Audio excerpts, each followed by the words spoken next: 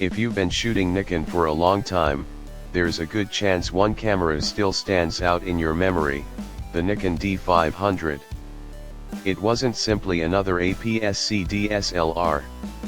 For wildlife photographers, sports shooters, and anyone who needed speed and reach without carrying a massive full-frame setup, the D500 became something much more important.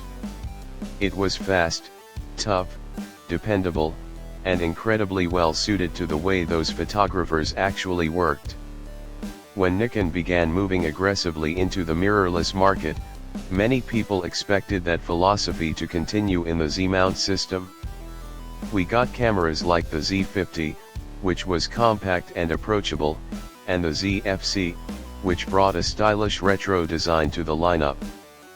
Both had their strengths, but neither one felt like the true spiritual successor to the D500.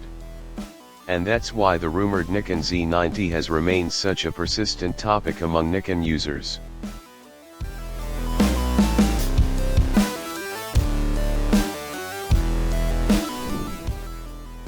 For years, photographers have been asking the same question: where is Nikon's serious professional APS-C mirrorless camera? The answer has repeatedly seemed to be somewhere between it's coming and we don't know.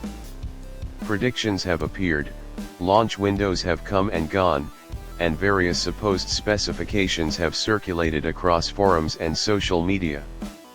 Some rumors disappeared almost as quickly as they appeared, while others continued to return again and again. Now, as we move through 2026, the Nikon Z90 has become one of the most discussed cameras that Nikon has never officially announced. That's what makes this story so interesting. We're not talking about a camera that Nikon has already shown us. We're talking about a camera that exists almost entirely through a mixture of rumors, expectations, product strategy, and years of demand from the Nikon community. So what do we actually know? The honest answer is that Nikon has not officially confirmed the Z90, which means there is no final specification sheet, confirmed launch date, or official price. However, certain specifications have appeared repeatedly enough in rumor discussions that they have become part of the expected picture surrounding the camera. One of the most frequently mentioned possibilities is a 33-megapixel APS-C sensor. Whether that exact number ultimately appears in the production model is impossible to guarantee, but it would make a lot of sense for the type of camera Nikon would presumably want the Z90 to be. 33 megapixels on an APS-C sensor would provide a useful balance between resolution and performance. Wildlife photographers often crop heavily because even long lenses can't always fill the frame with a distant subject. Having additional resolution gives them more freedom to crop while maintaining enough detail for a final image. At the same time, Nikon wouldn't necessarily want to push resolution so far that enormous files begin to slow down the workflow, especially in a camera designed around continuous shooting. The Z90 would need to capture large numbers of images quickly, write those files to the memory card, and maintain autofocus throughout the sequence. A moderate increase in resolution combined with fast processing could therefore be a much more practical approach than simply chasing the highest possible megapixel count. Then there's speed, and this is where the Nikon Z90 could become genuinely exciting.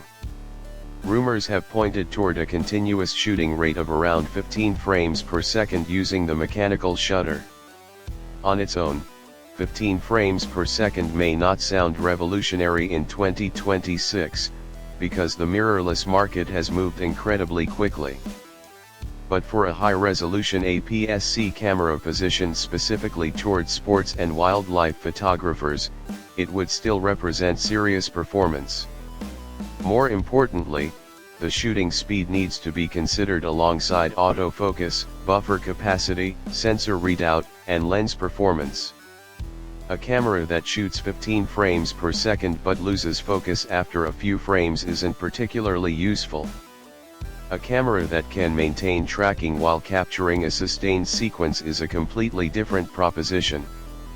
That's why autofocus could be one of the biggest reasons to pay attention to the Nikon Z90. Nikon has made significant progress with its mirrorless autofocus technology, particularly in its higher-end Z cameras. Modern Nikon bodies are capable of recognizing and tracking different types of subjects while attempting to predict their movement. For wildlife and sports photography, that technology is extremely important because subjects rarely stay perfectly still. Birds change direction, athletes accelerate and stop, vehicles move unpredictably, and animals can disappear behind objects before suddenly reappearing. If Nikon brings the latest generation of its subject detection and tracking technology to an APS-C flagship, the Z90 could potentially offer the type of autofocus performance that D500 users have been waiting for. Instead of simply giving photographers more frames per second, Nikon could give them more usable frames. That's a much more important distinction. A burst of 15 images only matters if a large percentage of those images are properly focused and timed. The APS-C sensor itself also gives the Nikon Z90 a natural advantage for wildlife photography. Nikon's DX format provides a 1.5x crop factor, which effectively gives photographers additional framing reach compared with a full-frame camera using the same lens. A 400mm lens, for example, provides a field of view equivalent to roughly 600mm on a full-frame system.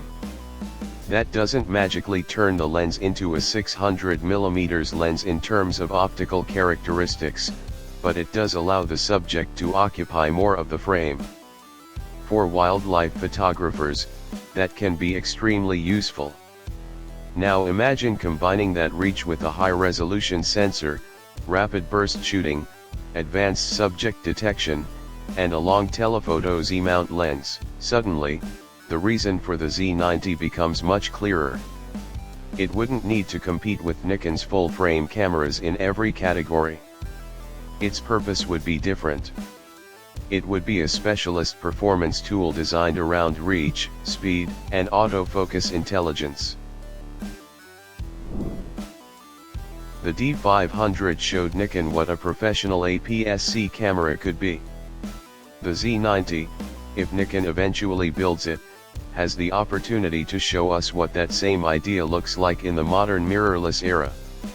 After years of waiting, missed predictions, and endless speculation, perhaps the biggest question isn't whether photographers still want the Nikon Z90. They clearly do. The real question is whether Nikon is finally ready to give them one.